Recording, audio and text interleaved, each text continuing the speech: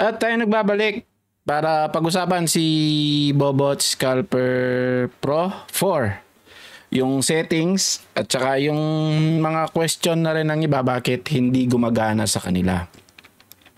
Okay, so i-recap lang natin kung ano yung gagawin ninyo upon receiving your key, activation key. Pagka na-receive ninyo to, ang una ninyong gagawin is, huwag na ninyong i-try hack to mga tol, i-delete ko rin. Punta kayo sa sa website na chide.net at first huwag kayong magko-customer login kung hindi pa kayo activated. Ang gagawin niyo is activate license key. By the way, yung tungkol sa broker, tungkol sa pangalan nito, sa account ninyo, pag setup ng account, pag setup sa MetaTrader 5, yung unang tutorial yung papanoorin nyo, ito ay lang to, pagsagot sa mga ilang katanungan. Pero ito, recap din naman to kung paano siya i-activate. Okay, unang gagawin ninyo, ikakopy ninyo yung key na binigay sa inyo ng admin sa page. Okay, copy, tapos paste nyo lang. At huwag ninyong ikakat, baka makalimutan nyo. Then, yung trading account.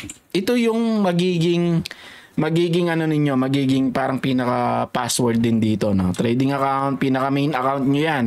Kailangan, make sure, hindi demo ito main account ninyo.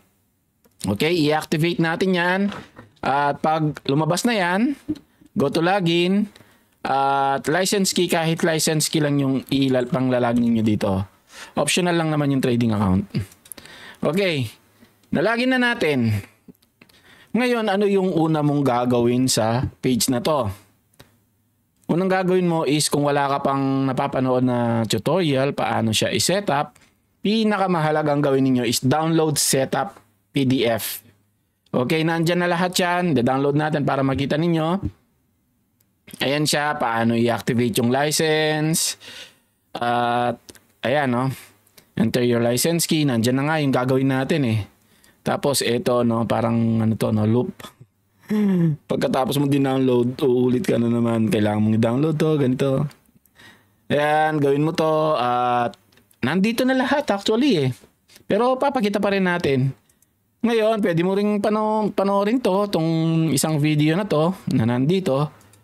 At ngayon, since excited ka para magamit yung EA at nakalink na yung account mo dito, make sure na nakalink ito. Either ilagay mo na yung second account mo tsaka yung demo account mo dito. Para isang file na lang, download license na lang. Okay, pero siyempre kung nire-reserve mo, baka sakaling lumipat ka ng broker, no? Kagaya nung iba na naglilipatan ng broker. Pagka nilagay mo dito, kunwari na-download mo na tong license file at naglagay ka ulit, kailangan mo ulit i-download yung license file kasi kada add mo dito na overwrite yan. Okay? So ngayon, kunwari hindi pa natin nilagay, punta tayo dito sa download EA 4.0. Okay, download natin at ayun, na-download na siya, no? Ayun siya. Make sure alam mo kung saan mo siya nilagay. Alam mo kung saan yung download mo, no? Ito na siya, no? Nakalagay na dito. Tapos, ang susunod na gagawin mo ay download license file. Okay, ayun, na-download na. Dalawang file. Ayan sila ngayon. Pansinin nyo, kung nakalimutan ninyo yung login ninyo dito, balik lang kayo dun sa file nyo. Yung nakikita ninyong bobot tapos yung kasunod ng underscore, yun yung license key ninyo. Ayun, no? Okay? So, ngayon, ang gagawin natin is pupunta tayo dito sa ating MT5. Kagaya nito, no? Walang naka-attach sa account na to.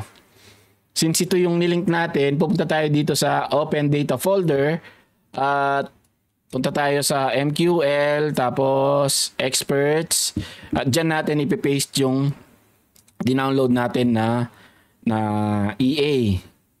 Copy, tapos pwedeng i-ano mo na lang, i-cut para sa susunod na mag-download ka ay overwrite na lang tayo. Ayun, no, nakopy na siya. Ngayon ito, kakopy din natin to. Kinopy na natin to. No, pwedeng mag-up ka na lang dito, tapos files. at dyan mo siya i-paste, no? Pero ako, hindi ko gagawin yan. Kunwari, na exit ko, punta na lang tayo sa file. Tapos may makikita ulit kayo na MQL folder. Then, dito sa files, i-paste ninyo. Ayan. Since pasted na siya, pwede nang gumana at pwede nang i-attach. Ngayon, ito na yung pag-uusapan natin, mga tol. Kung ano yung mga parameters. Okay. Wala naman tayong nakabukas na illegal site dyan, no? Okay, copy natin to. Ito yung ano natin eh. So, copy natin. At since dito ko siya in-attach, ang gagawin ko ngayon is ilalagin ko to. Login, yan. Okay, nakalagin na siya. At ayun. Ngayon, dito sa expert advisors na to, tanggalin muna natin to kasi hindi naman kailangan to. Ito lang kailangan natin. Expert advisors, nabubulol pa ako. Makikita natin ito dito sa mga listahan dyan. Pero kung wala, right click tapos refresh. At makikita na ninyo, yung sa akin kasi yung may 4, no? Mukhang wala siya dito. Hindi, meron yan. Malabong wala. Hindi naman to. Ito yung pinag-test natin eh. Ito. Bobot Scalper Pro. So, right click mo to bago mo i-attach. Ayan, pwede mo na siyang i-attach sa ano mo. Kung nandyan na rin yung chart mo. I-attach mo siya ngayon. Attach. Tapos, make sure na nandito ka muna sa common. Allow modification. Kung wala yan, okay lang. Kung wala to, okay lang. Tapos, allow algo trading. Then, punta ka na dito sa setup. Dito sa settings. Kailangan mong ilagay yung key mo. Kasi pagka nandito ka pa lang, in-okay mo na, ganito ang mangyayari. Ayan. Please enter your... So, balik tayo. I-ano ulit natin yan. I-attach natin ulit. Ang dami naming pinagtetesto. Yan. Tapos, allow. Then, input. Ilalagay mo lang yung ano mo dyan. Yung key. So, pagka nilagay mo na dyan, bago natin i-okay.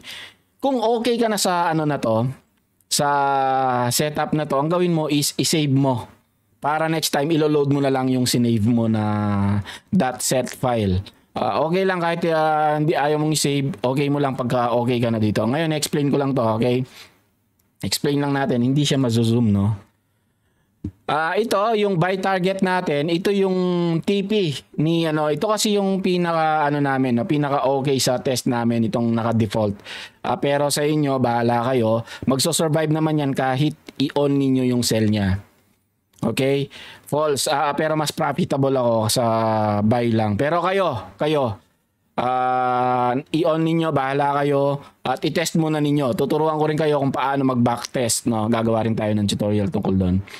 Okay, dito sa buy, yan yung TP niya. Dito sa sell, ito rin yung ano naman niya, no? Target TP, buy and sell. Magkaiba sila kasi yung sell minsan kaagad na bumabalik or hindi natin alam. Pwede mong iset ng iba yan. Tapos, buy SL, ito yung SL nung buy. Kapag ka nag-buy siya, ito yung SL niya. No? 20, bakit ginawa ng 20? Diba dati 50 yan? Kasi nga, meron na tayong pang safe dito. Ito. Pero sa mga iba kasi, alam nila kung paano gumalaw si gold. Mas safer para sa kanila yung mas mataas na SL. Yung iba nga, all-in. Kung 150 lang yan, ino-all-in nila, 150 na. Itataya talaga lahat ng puhunan nila. Yun yung afford lang nila na mawala talaga. Okay? Ako siguro, try natin na 50 pero try lang natin. Tapos sa sell naman, yung SL nila is 15 kasi usually talagang babalik yan. No? Konti lang yung gusto nilang malus. Okay, 15. Tapos volume per order is yan yung ano, lot. Pwede mong gawin to yan. Kaya lang, pagka ginawa mong to, hindi magiging ano yan. Hindi magiging 60 yung profit mo. Excuse. Acid, lakas. Hindi magiging ano yan. Hindi magiging 60. Magiging 30 pa rin yan. Ngayon, ang difference lang, mas mabilis siyang ma-hit kasi nga 0.02. No? Kung sa 0.01, sa 4 to 100, kunwari, hindi pa siya na-hit, pero ginawa mong 0.02, kunwari lang yung 200 For 200, pwedeng ma-hit na siya dahil tinaasan mo yung lot mo. So, balik natin sa 1 yan para safe. Then, start trailing. Ito naman yung kung saan siya mag-i-start na mag-trail. No, halimbawa nasa 7 na siya. Depende yan sa ano mo, sa broker mo, baka mataas yung ano niya, mataas yung spread niya.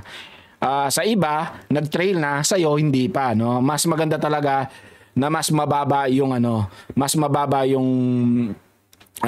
spread ng broker mo, okay? At upon checking, mababa na spread na broker is Exness at saka yung ano, yung Light Finance. Okay, tapos by percentage, ito yung trailing ng ano mo, trailing naman ng buy order. Halimbawa, nasa ano na, no, nasa percent yan. Nasa 7 na siya, magte-trail siya 10%. Meaning kapag yung $7 mo na hit niya, nasa trail na yan ng 0.7. Tama ba? O, tama. Pagka naging 10, magiging 1 na yung profit mo. Pagka kahit may sell yan, meron ka ng sigurado na $1. So, ganun din sa sell. Same explanation lang. Tapos, MACD time frame, ito yung pagbabasihan ng ating signal, no? 5 minutes, yung pinaka-safe na ano natin, no? Yung 1 minute kasi medyo, ano yan, pangsugal yan. Medyo sugal na yung labanan dyan. Medyo mahirap na. Then, use confirmation. Pagka naka-on to, I suggest na kahit i-off mo to. Kasi meron ka na dito baka masyadong maging strict. Magtaka kayo, bakit walang trade ngayong araw na to? Bakit isa lang yung pumasok? Kasi nga, sobrang strict ng settings mo, which is much safer pagka strict. Okay, balik natin yan. True, buy, double click mo lang, magpo-false yan. At ako, true, syempre, buy tayo hanggang 5,000 ako, bahala na. Pagkadating sa 5,000, doon ako mag-start na mag-sell. Then, yung sell naman is false. Naka-false ako, pero kayo, pwede ninyong i-on yan kung nababantayan naman ninyo, no? Pagka nag-signal ng sell, tapos nakita nyo blue, TP na, bahala kayo. Or, hayaan nyo lang, as a bot. Hayaan nyo lang, binili ninyo to para automated.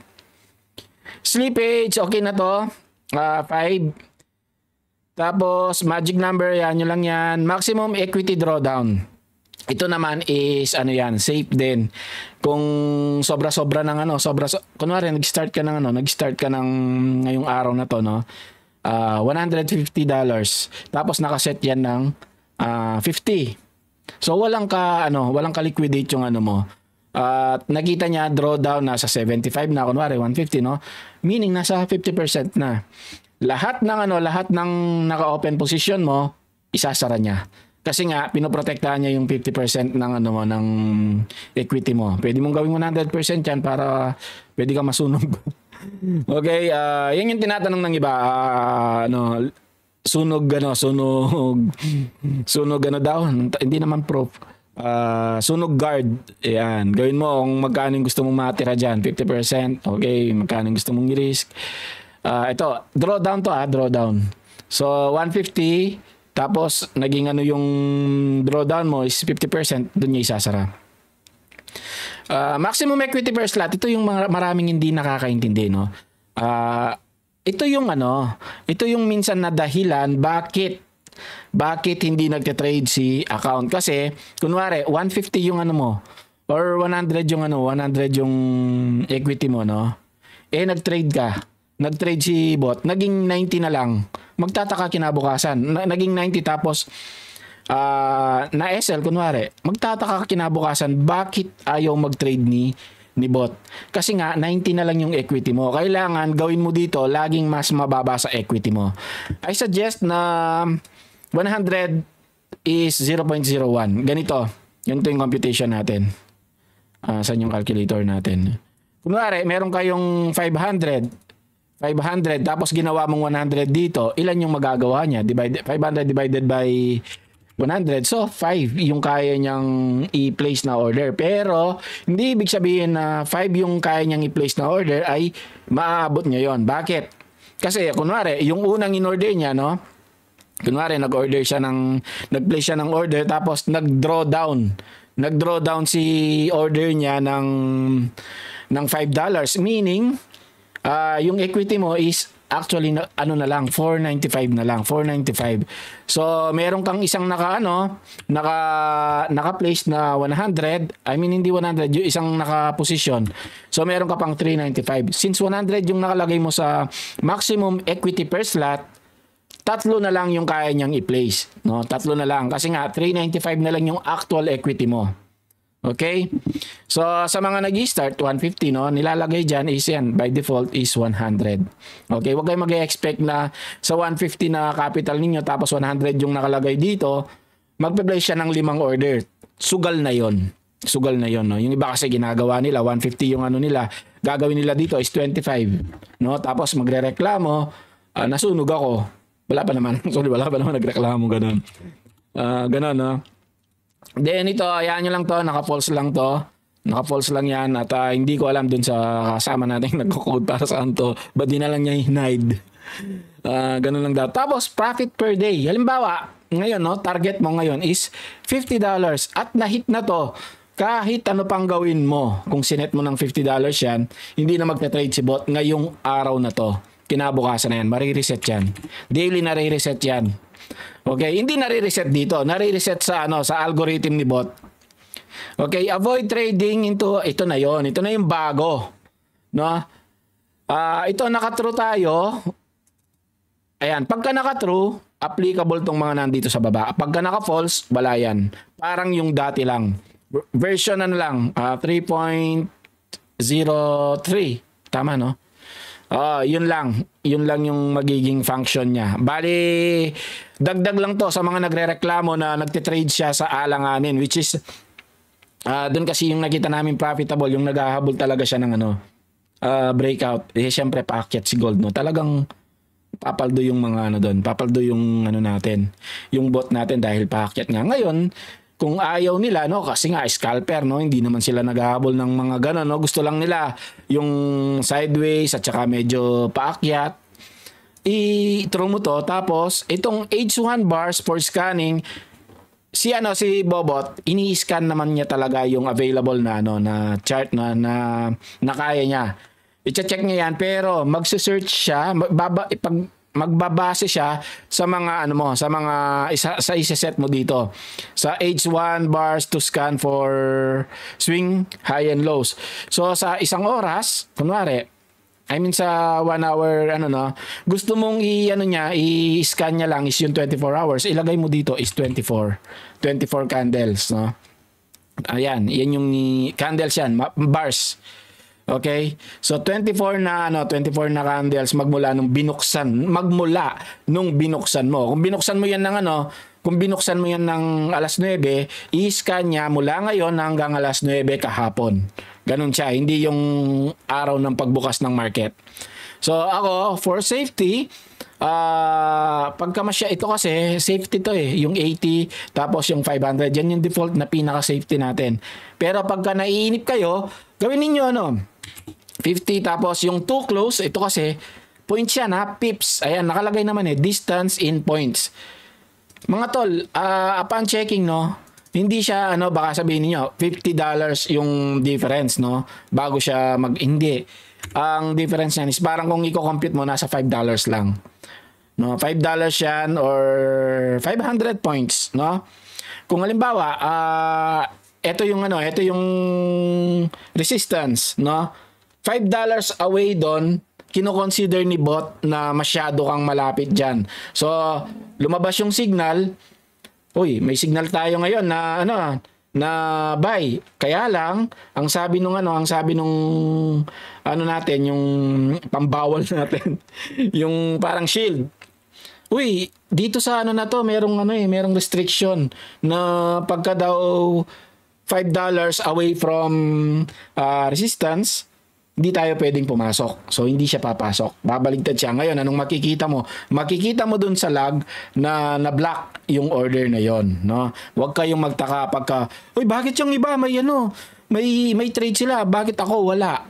Yun ay dahil sa settings nila. Kagaya ko kanina, sinet ko na ng 150. Pagka-set ko ng 150, pumasok yung sell, no? Sakto siya sa sell. Hindi porke inon mo yung inon mo yung bot mo ngayon is naghahanap ka na ng bakit wala pang bakit wala pang order? Hindi siya ganon. May sariling may sariling logic si bot natin. Hindi siya kagaya nung pagka-on mo pa lang ng iba, no? Yung iba kasi pagka-on nila, magte-trade na siya or kailangan mo muna mag-trigger ng isa tapos sunod-sunod na. Hindi tayo ganon mga tol. Hindi tayo martingale, hindi tayo grid, hindi tayo edge. Ano yung isa? Hedging. Ano pa kasi yung isa?